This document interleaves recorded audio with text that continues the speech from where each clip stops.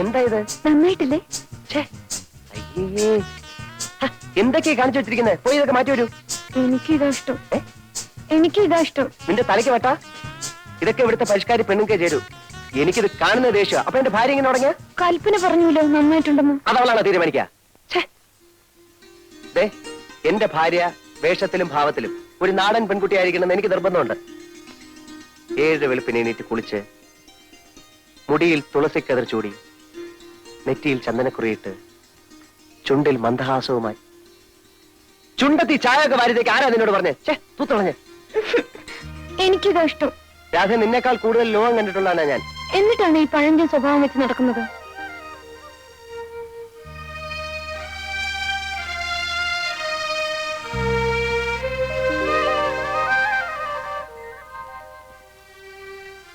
സ്കൂളിൽ എന്റെ കൂടെ പഠിച്ചിരുന്ന വാസന്തി കണ്ടിട്ടുണ്ടോ? ഞാൻ എങ്ങനെ കാണാനാ? അവളുടെ കല്യാണം കഴിഞ്ഞ് പോയ ശേഷം ഒരു വരവ് വന്നു. മുടിയൊക്കെ വെട്ടി, മുട്ടുവരെയുള്ള ഉടുപ്പും ഇട്ട് കാണാൻ എന്ത് ചന്തമായിരുന്നു. തന്നെ അശ്രീരായിരിക്കും. എന്തായാലും അവളുടെ ഭർത്താവിനെ പോലെ അല്ല ഞാൻ.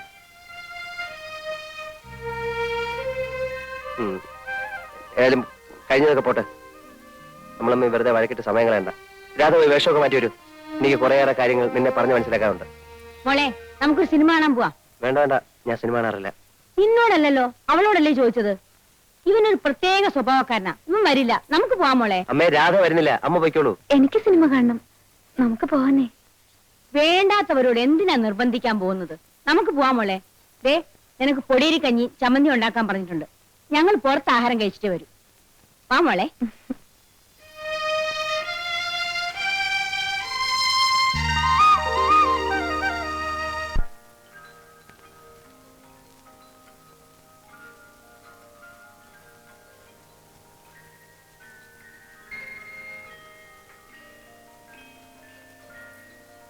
Good night mummy. Good night. Good night. അല്ല, നീ അങ്ങോട്ടാ? വിനോട്ടിന്റെ മുറിയിലേക്ക്. അയ്യോ, അവൻ ഉറങ്ങിയിരിക്കില്ലേ? മോള് ചെന്നേ കൽപ്പനയുടെ മുറി കിടന്നു. അല്ല, അത് ദേ ഉറക്കത്തിൽ എണിപ്പിച്ചല്ലേ അവന് ദേഷ്യം വരും. മോളെ, രാധയെ വിളിച്ചോണ്ടെന്ന് നിന്റെ മുറി കിടത്തിക്കോ. മോള് ചെല്ല്. Good night. വരൂ.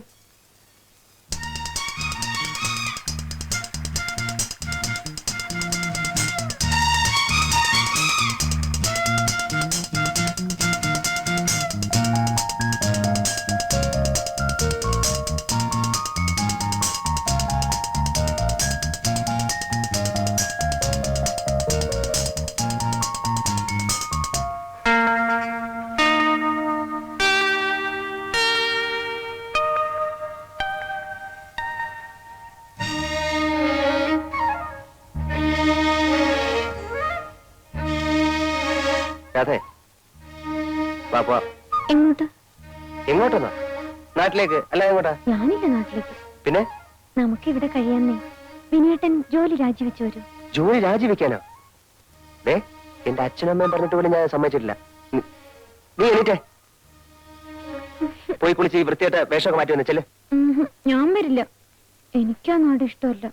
ഇടി കഴുത്, നിനക്ക് വല്ല വിവരമുണ്ടോ? ഇത് ഫുൾ എയർ കണ്ടീഷന്റെ മുറിയാണ്. ഇവിടെ ഇരിക്കുന്നതിനേക്കാൾ എത്രയോ സുഖമാണ് നാട്ടിൻപുറത്ത് ആ തണുത്ത കാറ്റേറ്റിരിക്കുന്നത്. നിനക്കറിയോ, പ്രകൃതി സൗന്ദര്യത്തെക്കാൾ വലുതായി ലോകത്തൊരു സൗന്ദര്യവും ഇല്ല. ഇവിടുത്തെ പോലെ വല്ല സൗകര്യം അവിടെ ഉണ്ടോ? ജനിച്ചപ്പോ മുതൽ ഞാൻ ഈ ടൗണിലാണ് ജീവിച്ചത്. എനിക്കറിയാം ഇവിടുത്തെ സുഖവും അസുഖവും ഒക്കെ.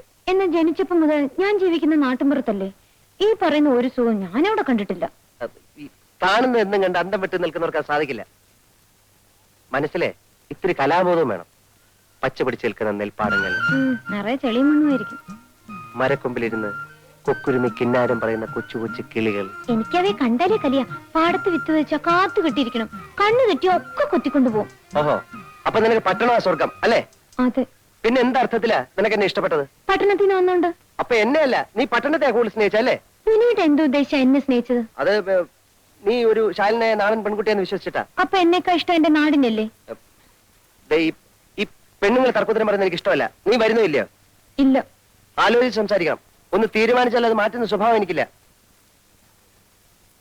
ഞാൻ പോവുക. അതെ, ഞാൻ അവസാനമായിട്ട് പറയാണ്. അത്രയ്ക്ക് വാശിയാണെങ്കിൽ എനിക്കും വാശി തന്നെയാ. ഭർത്താവ് പറയുന്നതിനപ്പുറം പറയുന്നത് നല്ല ഭാര്യക്ക് ചേർന്നല്ല. സാരില്ല. നിന്നെ വിളിക്കാനായിട്ട് ഇനി ഞാൻ ഇങ്ങോട്ട് വരില്ല. വേണ്ട. വിനു, നീ എന്തിനാണ് വഴക്ക് പറയുന്നത്? അവളിവിടെ നിന്നോട്ടെ. മോളെ, നീ അകത്തേക്ക് പോ.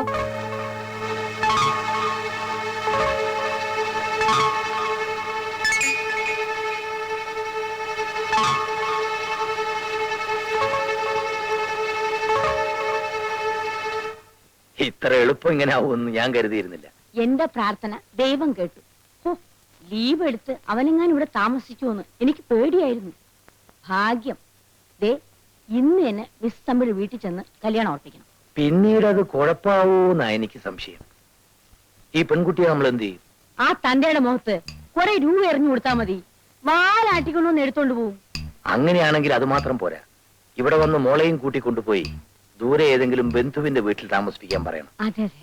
പക്ഷെ വിനുവിനോട് എന്ത് പറയും? അവൾ നമ്മുടെ ഡ്രൈവർ ശങ്കരൻകുട്ടിയോടുകൂടെ ഒളിച്ചൊളിപ്പെന്ന് പറയാം.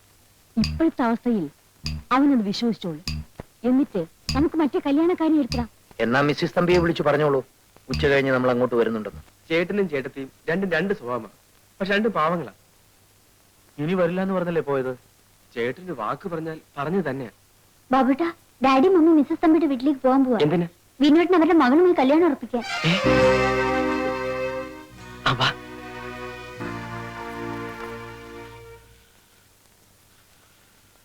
ഹലോ, ഞാൻ പിന്നെ നമ്മുടെ വിനോദിന്റെ കല്യാണം മിസ്സിസ് നായരുടെ വീട്ടിൽ നിന്ന് ഡ്രൈവർ ശങ്കരൻകുട്ടിയാ സംസാരിക്കുന്നത്. പെട്ടെന്നായിരുന്നു. ഒരു സന്തോഷ വാർത്ത. ആരും അറിയിക്കാൻ പറ്റില്ല. നമ്മുടെ ബിനുസാറിന്റെ കല്യാണം കഴിഞ്ഞു. വിജയ് ഉണ്ടോ അവിടെ? ഇവിടെ തന്നെ ഉണ്ട്. അതെ, പെട്ടെന്നായിരുന്നു. വോയിസ് ഇവിടെ തന്നെ ഉണ്ട്. വോയിസ് കാണാമല്ലോ. വരണം കേട്ടോ. ശങ്കരൻകുട്ടി, എന്തോ വാ, മിസ്സിസ് തമ്പിയുടെ വീട്ടിലേക്ക് ഒന്ന് പോണം. എന്തിനാണാവോ? അത് ഞങ്ങൾ തീരുമാനിച്ചോളാം. നീ കാർ എടുക്ക. മോള് വാ. അങ്ങനെ എന്താ പേര് മോളുടെ? എന്താ എല്ലാവരും കൂടെ?